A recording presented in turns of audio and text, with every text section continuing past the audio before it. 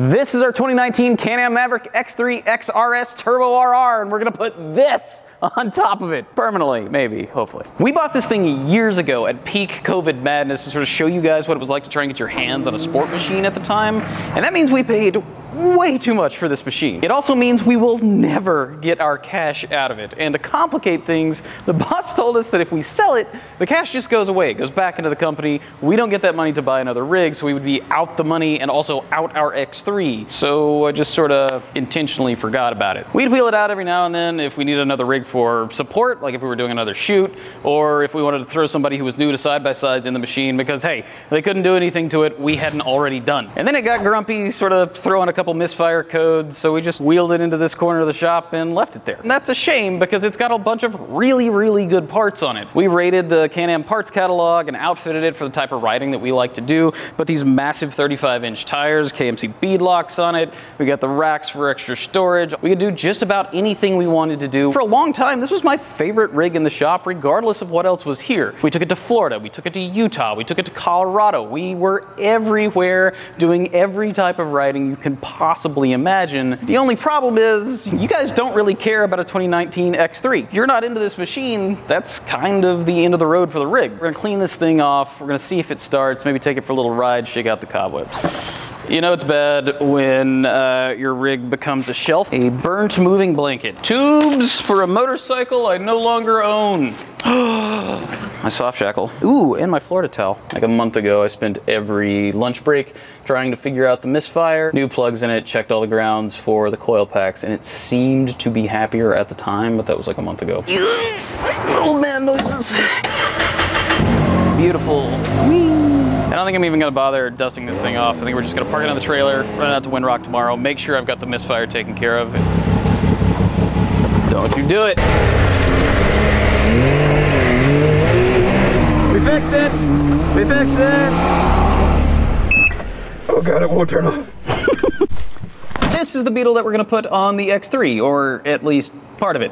I should explain. Because I am an idiot, I started this project by buying the wrong Beetle. I found a 1974 Super Beetle on Marketplace for the princely sum of not very much. The thing hadn't moved in maybe ever. The previous owner had literally bought it from a junkyard and dragged it to his house because, like me, he was dropped on his head as a child. So we went through all the trouble of getting it on the trailer and bringing it back here. We squeegeed off part of the floor while we were dragging it on the trailer. It was a whole mess. And then we got it back here and I realized, well, that's like a 1 year only bug, and I felt kind of bad going all Dr. Frankenstein on it. The second part was because it was a Super Beetle, it had a rounded windshield. I was gonna cut this thing in half and widen it. I wanted a flat piece of glass so I wouldn't have to, you know, cobble up some sort of weird divider in the middle. So we got rid of that and we bought this. This is a 1969. We found it in North Carolina for like 200 bucks. And the plan is it's going to give us 10 inches in the middle here.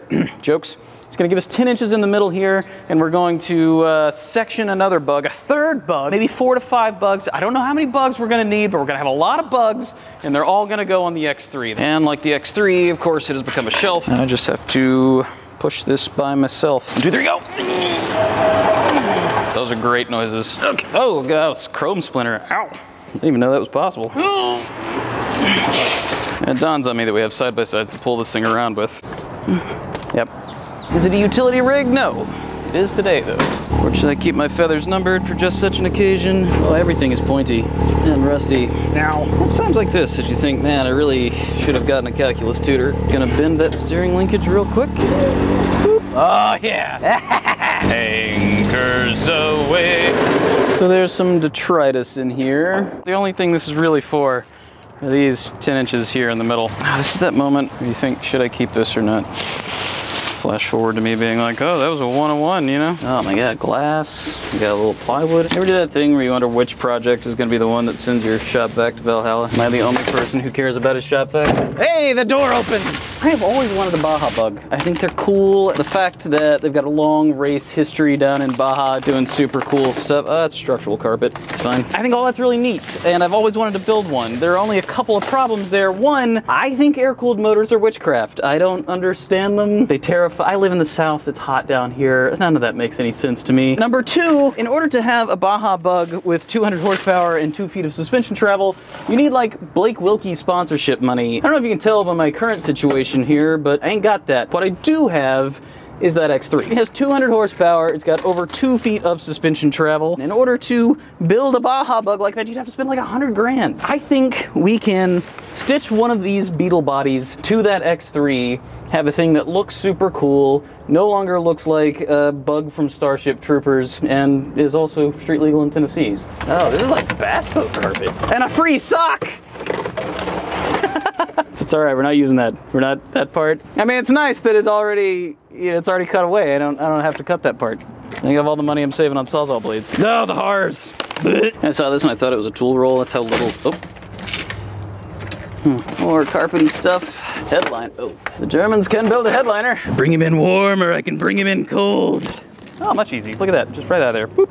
The hilarious part is, there are Volkswagen weirdos, I mean connoisseurs, who throw a new tub under this and just rock, which I find deeply charming. We also need to figure out what we're gonna call this thing. All of my ideas aren't PG. If you've got ideas, shoot them my way. To the shop vac! Woo, money. Project's already paying for itself. It's a penny. Damn it. More pennies! Making money already, boys. When I told my uncle I was doing this, he said he didn't know which was getting the worst deal, the Bug or the X3. So we got the rig back yesterday, got it all hosed off. We're gonna start taking off parts. We'll see if we can make it not work anymore. But we put on the windshield and the roof rack and the back rack and all the rest of that stuff, the side doors, like a year and a half ago, and I don't remember how we did it. I think my plan is get the doors off, see if I can take this entire ROPS off in one piece. If we ever want to put it back on, it'll be a lot easier that way. Velcro boys. Ooh, Florida. I'm not gonna get lung cancer for anything cool like cigarettes. It's gonna be Florida dust. No offense, Florida. Those seem important.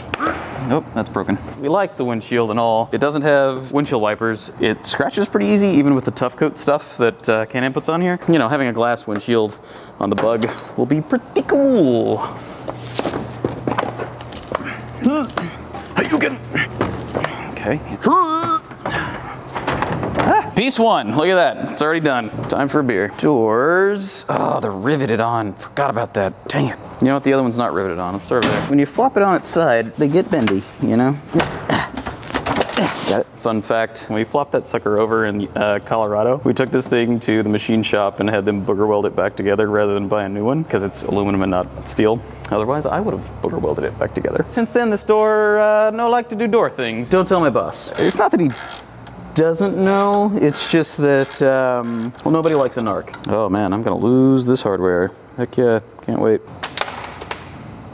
Probably wasn't important. And then you just, and then you just, and then you just, and then you just, and then you just, and you just. Good news on this side, the limit strap is already broken, but on that side it's not, so I've got to drill that out. Let's take a drill to somebody else's Can-Am. Yeah! You go without saying that this is not a how-to and you shouldn't do anything I'm doing because I'm an idiot. Can-Am is currently very concerned. They're sending Black Ops squads right now, full of Canadian Mounties. Very friendly, also very stern. And once that's off, boom, just that easy. That obviously accelerated a little quickly, but I think we're ready to pop the ROPS off. Okay, yep, got it. Is it the way you should do it? No. Is it the way it's getting done? Yes. We're learning why convertible side-by-sides are not a thing. Got it. Bye, buddy. All right, now just bolt Bug on it. Hang around, next episode we're probably gonna check out another Bug body, one that's probably a little bit more solid, and start cutting. Let's get excited. Catch you there.